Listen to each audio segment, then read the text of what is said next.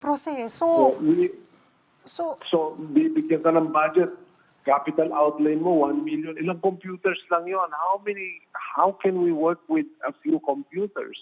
So, kanya-kanyang bit-bit kami, kanya-kanyang hanap ng, I had to ask friends from the private sector to lend us printers.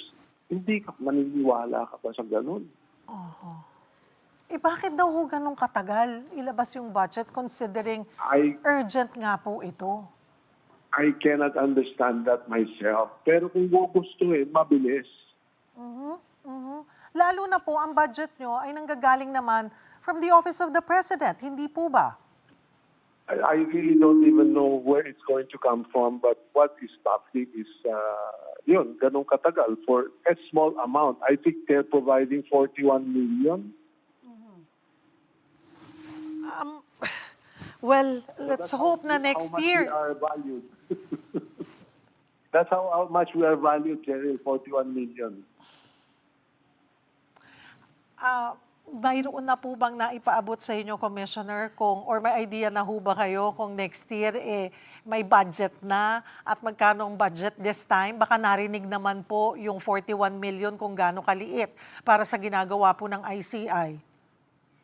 Well, that will have to be part of the new law. No? And I understand they were going through the appropriations already in terms of what is really needed to make it functional. No?